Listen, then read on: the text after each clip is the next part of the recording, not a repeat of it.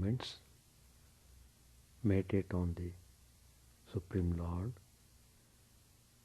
and pray for peace and harmony of the whole humanity. Hari Om Tat Sat. Om Stavakaya Cha Dharmasya Sarvadharmaswarupine Stavakaya Cha Dharmasya Sarvadharmaswarupine Avataravarishthaya Ramakrishna Te Namaha. Asato ma sadgamaya Tamaso ma jyotirgamaya Mrityormamritangamaya. Om Shanti Shanti Shanti. Let us offer our salutations to Sri Ramakrishna, the embodiment of all religions, the Supreme God incarnate. Let us pray to Him to lead us from the unreal to the real, to lead us from the darkness of ignorance to the light of knowledge, to lead us from death to immortality.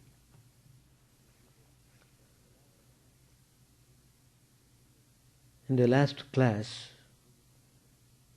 I was dealing with the subject, casting an image in a mold.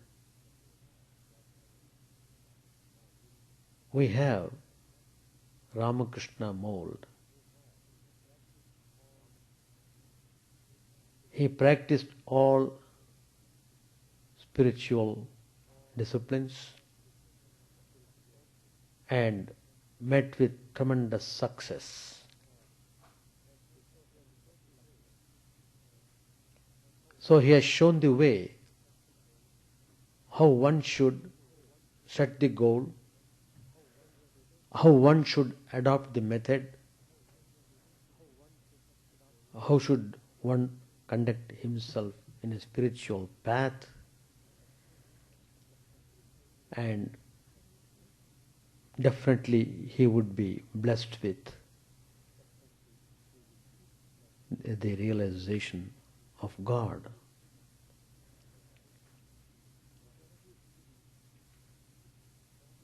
When it is to be casted in a mold,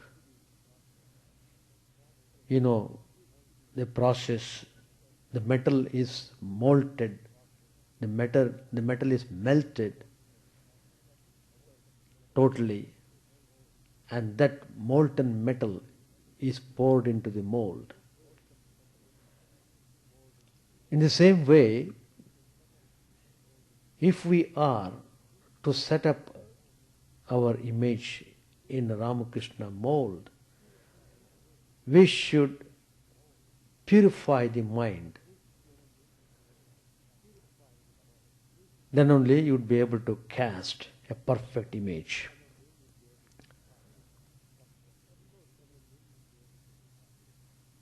Of course, it is not easy, but it has to be done. Take the case of meditation and work. Unless the mind is purified by selfless work, the practice of meditation cannot really meet with any success. Again, unless the aspirant meditates regularly, how is he to know whether the work he does is selfless or is being prompted by his own subconscious desires and ambitions? Work which is not selfless will only defile the heart all the more rather than purify it. So the spiritual teachers advise that both selfless work and meditation must go hand in hand. Each improves the quality of the other. A time comes when they cease to be two different disciplines and they are consumed in the all-pervading consciousness of the divine. The same principle applies here too. On one hand, the devotees of Ramakrishna have to make conscious efforts to cultivate in their life the virtues Sri Ramakrishna possessed. On the other hand, they must continue the practice of meditating and contemplating on Sri Ramakrishna. Both these disciplines being complementary, each enhances the quality of the other. Sri Ramakrishna's ideals must become the aspirant's own ideals. The Master's immaculate, spotless life, his burning spiritual aspiration, his spirit of sacrifice and service, his devotion to truth, all these must find an echo in the devotee's heart. When his heart begins to beat in unison with the Ramakrishna rhythm, his love for Sri Ramakrishna grows by leaps and bounds. As a result, meditation on Sri Ramakrishna becomes spontaneous. Contemplation on the various incidents of Sri Ramakrishna's life becomes a source of strength and joy. This in return augments the devotee's efforts at cultivating in his life Sri Ramakrishna's qualities and virtues. In this way, the benign circle continues until all the metal has been melted and taken the form of the Ramakrishna mould. All this is, of course, more easily said than done. In many cases, it may take even several lives to cast the image into the mould. Much depends upon the hardness of the metal and the intensity of one's efforts. Loving Sri Ramakrishna means casting our life in the mould he has prepared for us. Life would never be the same for us again. The old self would be dead and gone. We would begin to live in a new world, the world of Ramakrishna. Only when this happens can the devotee of Sri Ramakrishna feel certain that his love and devotion are genuine and not the figments of his own imagination.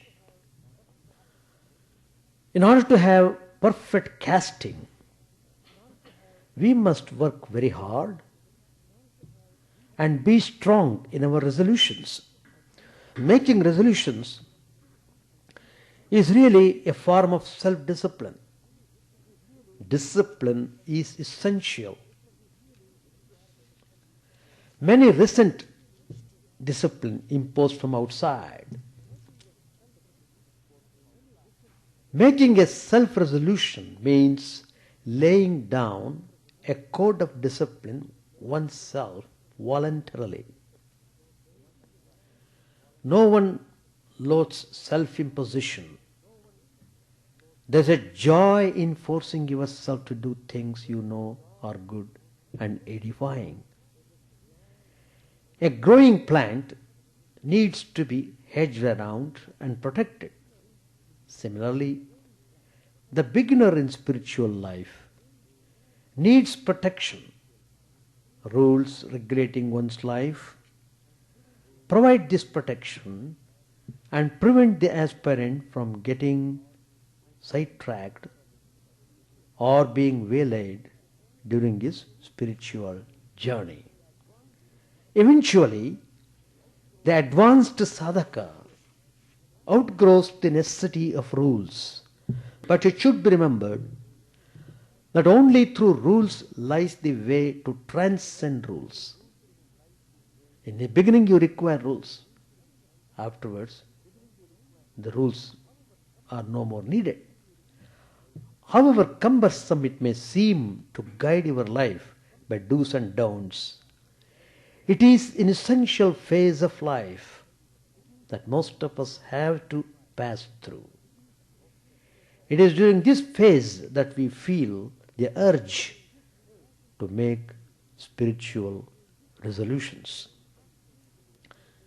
An important benefit of spiritual resolutions is that they give the aspirant a sense of commitment, a definite direction to the boat of his life, which is being tossed to and fro in the tumultuous waves of the ocean of this world. Even the memory of his resolve fills the seeker with courage and a desire to hold on steadily to the commitments he has himself made. It is true that there are always some external factors which hinder us from carrying out our resolves. There is little we can do to overcome them, as we seem to have almost no control over external happenings.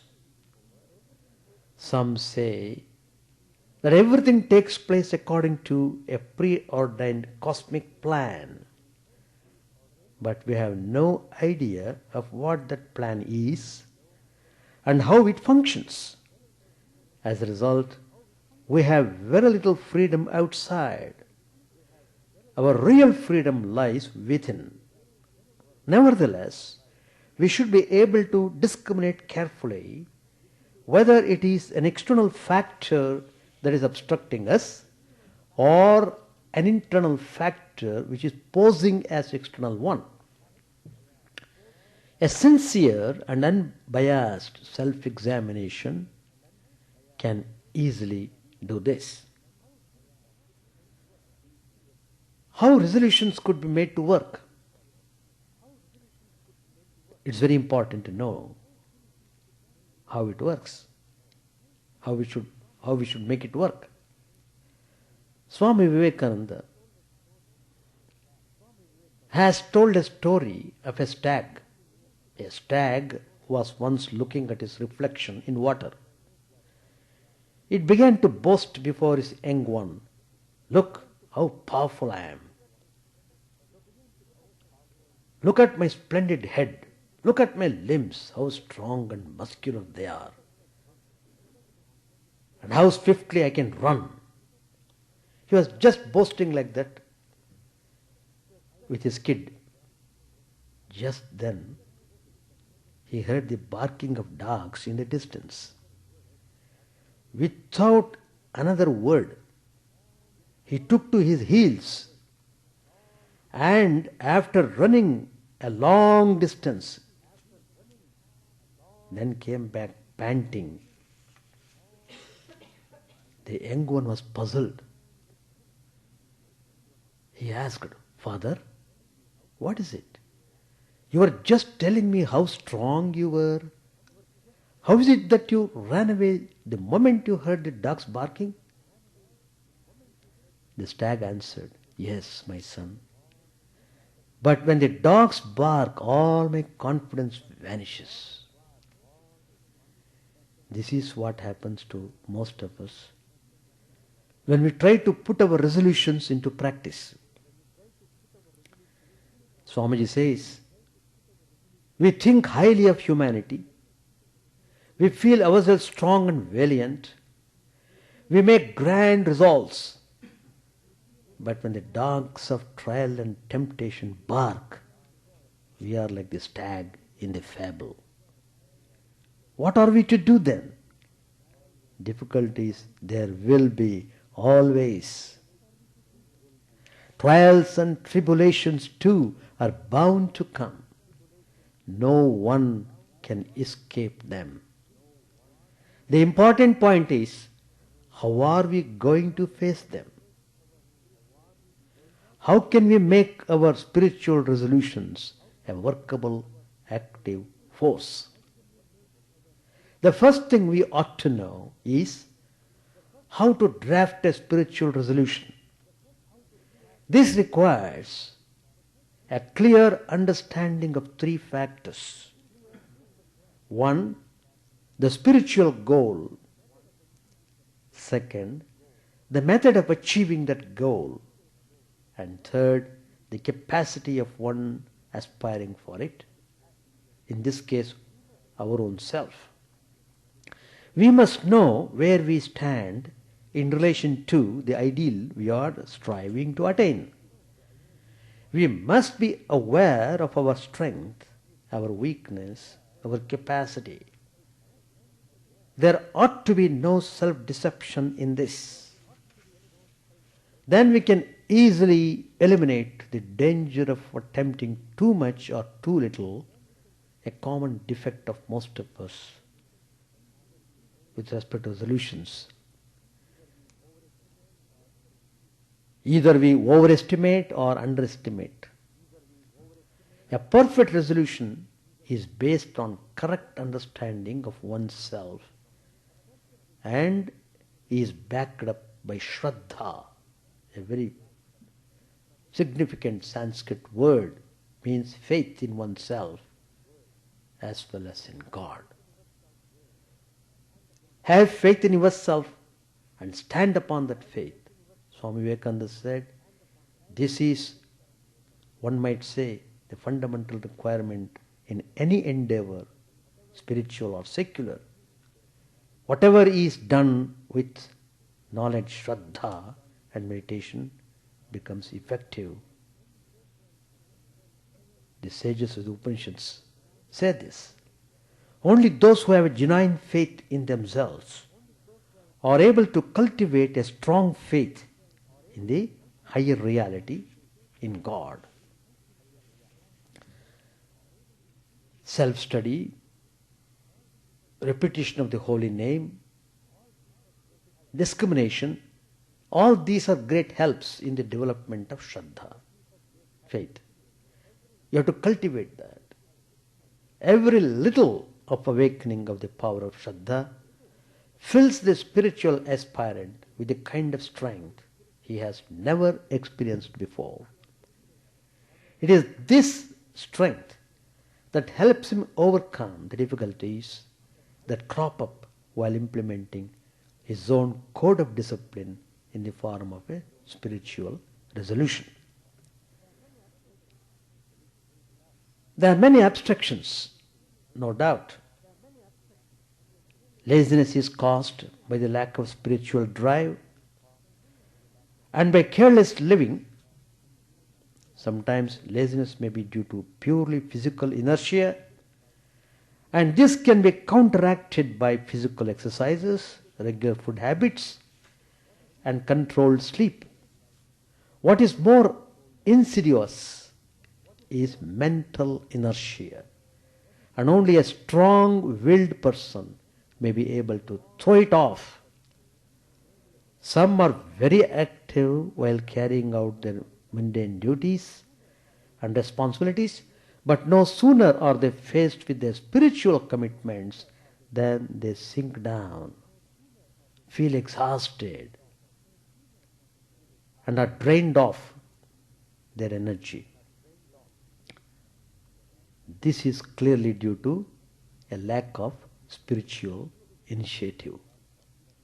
There is really nothing much that can be done about it.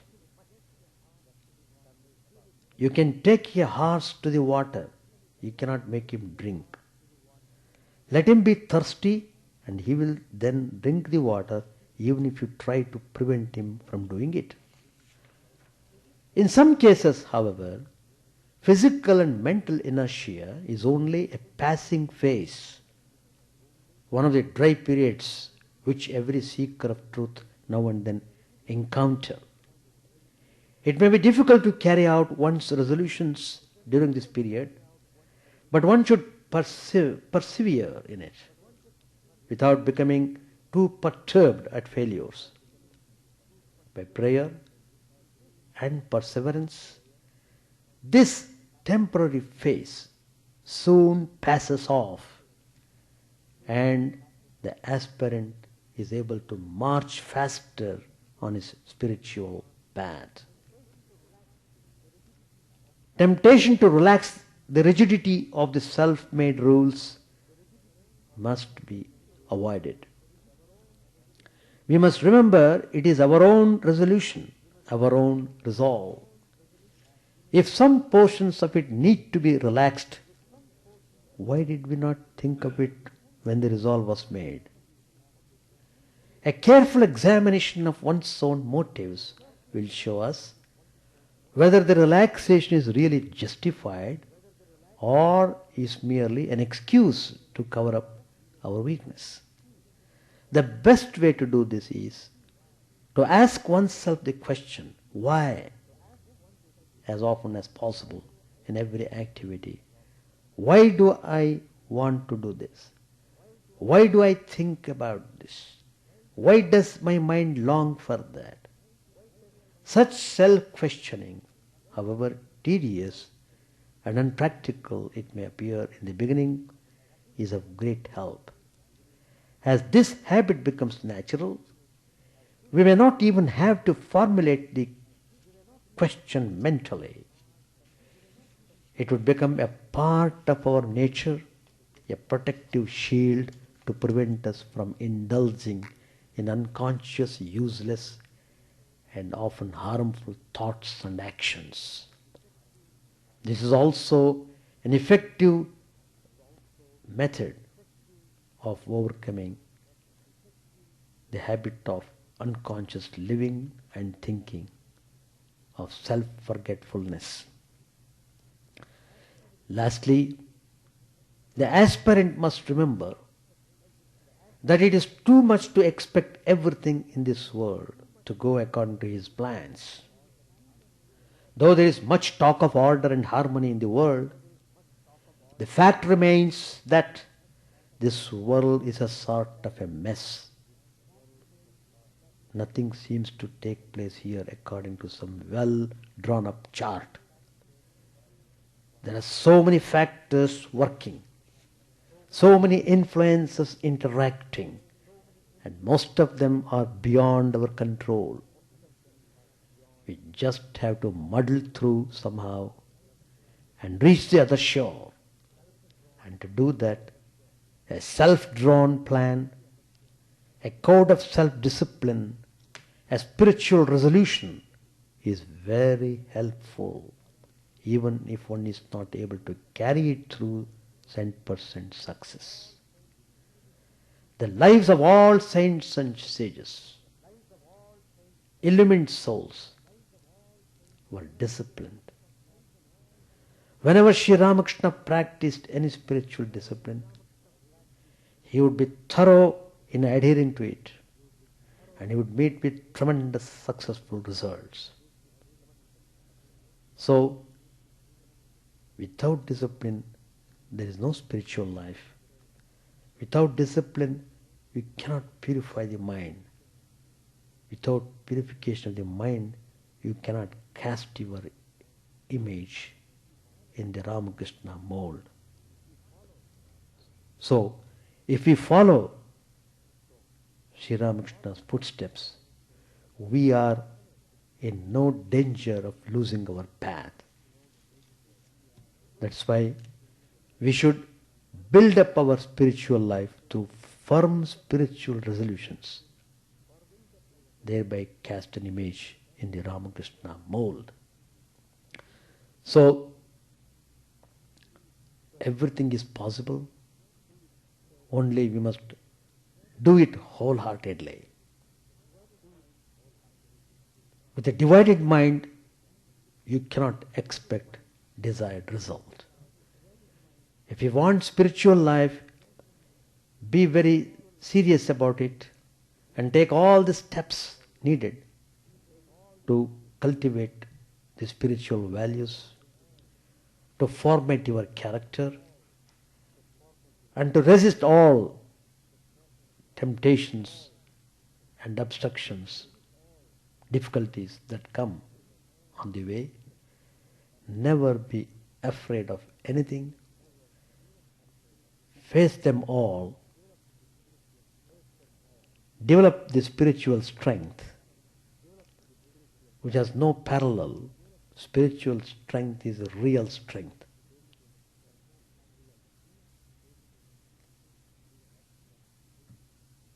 And that strength we should cultivate.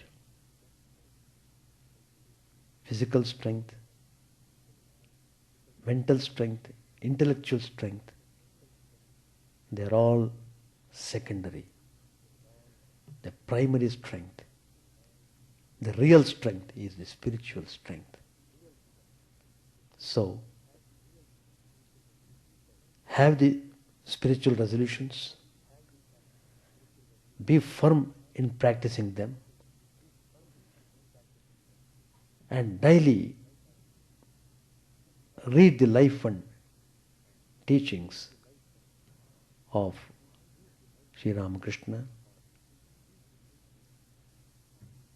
That will help to purify the mind, and in course of time you find tremendous peace and joy. You feel that inner happiness, inner peace, inner joy. With these words I conclude this topic. Page 704. Finding Girish restless, Sri Ramakrishna remained silent a moment. He asked Tejchandra to sit near him. The boy sat near the master. He whispered to M that we would have to leave soon. He whispered to M that he would have to leave soon. The master said to M, "What did he say?" M answered, "He said he would have to go home." Master replied, "Why do I attract these boys to me so much? They are pure vessels, untouched by worldliness. A man cannot assimilate instruction if his mind is stained with worldliness. Milk can be safely kept in a new pot, but it turns sour if kept in a pot in which curd has been made. You may wash 1,000 times a cup that has held a solution of garlic, but still you can't remove the smell." Sri Ramakrishna arrived at the Star Theatre on Baden Street to see a performance of Vrishiketu. He sat in a box facing the south. M and other devotees were near him. Master said to M, "Has Narendra come?" M replied, "Yes, sir." The performance began. Karna and his wife Padmavati sacrificed their son to please God, who had come to them in the guise of a Brahmin to see Karna's charity. During this scene, one of the devotees gave a suppressed sigh. Sri Ramakrishna also expressed his sorrow. After the play, Sri Ramakrishna went to the recreation room of the theatre. Girish and Narendra were already there. The master stood near Narendra and said, "I have come." Sri Ramakrishna took a seat. The orchestra was playing in the auditorium. Master said to the devotees, I feel happy listening to the concert. The musicians used to play on the Shanai at Dakshineshwar, and I would go into ecstasy. Noticing this, a certain sadhu said, "This is a sign of the knowledge of Brahman." The orchestra stopped playing and Sri Ramakrishna began the conversation. Sri Ramakrishna said to Girish, "Does this theatre belong to you?" Girish answered, "It is ours, sir. It is ours." Master, "Ours is good. It is not good to say mine. People say I and mine. They are egotistic, small-minded people." Narendra said, "The whole world is a theatre." Master, "Yes, yes, that's right. In some places you see the place of Vidya and in some the play of Avidya." Narendra said, "Everything is a play of Vidya." Master, "True, true.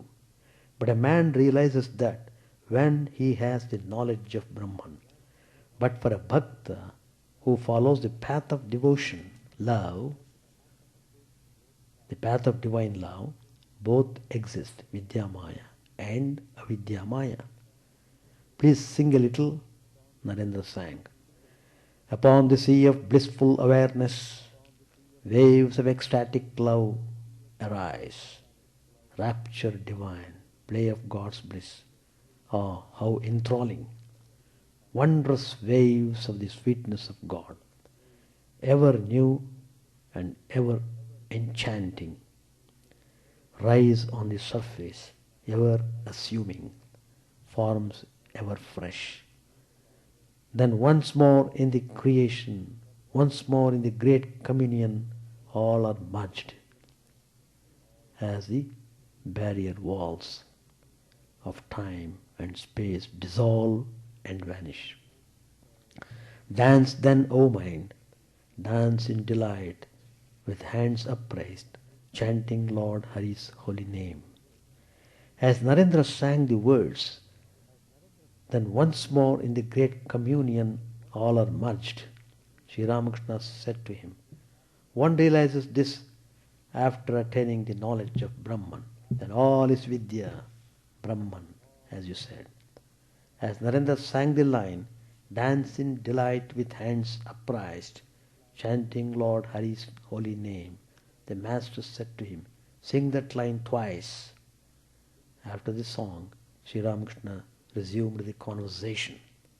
Girish said, "Devendra Babu has not come. He says in a mood of wounded pride, 'We haven't any stuff inside us. No filling of thickened milk. We are filled only with worthless lentil paste. Why should we go there?'" Master, surprised, said, "Does he say that? He never said so before." Sri Ramakrishna took some refreshments and handed some to Narendra. "Jatin Dev, to the master," he said, "you always say, 'Narendra, eat this, eat that.' Are the rest of us fools? Are we like straw washed ashore by the flood tide?" Sri Ramakrishna loved Jatin dearly. Jatin visited the master now and then at Dakshineshwar and occasionally spent the night there. He belonged to an aristocratic family of Shobha Bazar.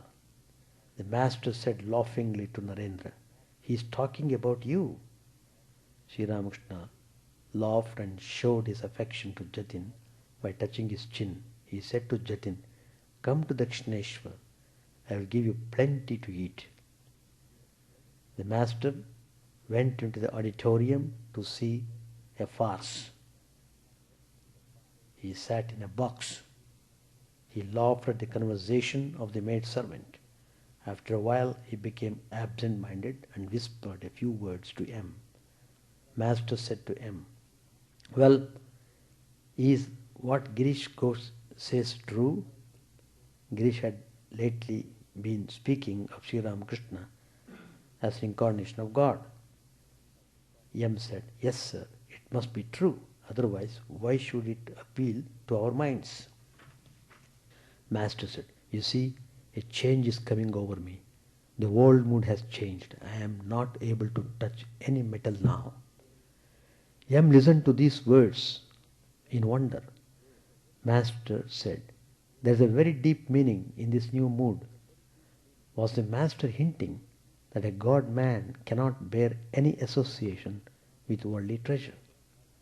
Master said to him, well, do you notice any change in me? Master, in what respect, sir? Master said, in my activities. M, your activities are increasing as more people come to know about you. Master, do you see what I said before is now coming true? After a few moments he said, can you tell me why Paltu can't meditate well? Sri Ramakrishna was ready to leave for Dakshineshwar. He had remarked to a devotee about Girish, you may wash 1,000 times a cup that has held a solution of garlic, but is it ever possible to get rid of the smell altogether? Girish was offended by this remark. When the master was about to leave, Girish spoke. Girish said, will the smell of garlic go? Master said, yes, it will. Girish, so you say it will. Master said, all smell disappears when a blazing fire is lighted. If you heat the cup smelling of garlic, you get rid of the smell. It becomes a new cup. The man who says he will not succeed will never succeed. He who feels he is liberated, he is indeed liberated. And he who feels he is bound, verily remains bound. He who forcefully says, I am free, is certainly free. And he who says day and night, I am bound, he is certainly bound. This concludes the chapter 36. Next Tuesday, I will be starting chapter 37. Any questions to ask? You're welcome. So, you have to have definite resolution. You must think sincerely and act upon. That is what is needed. Just as you do, go to the job and do activities. In the same way, if you have to have the spiritual benefit, you must do it properly and thoroughly. That's all that's needed. Mahatmas come, holy people come, they show their way, they inspire us. They try to remove all our depressions. They try to fill up spirit. Only thing is, we must have spiritual initiative. You must like spiritual path, then only everything works out. You must like it intensely, not superficially. If you like it, then you must do it willingly. And then everything comes all right.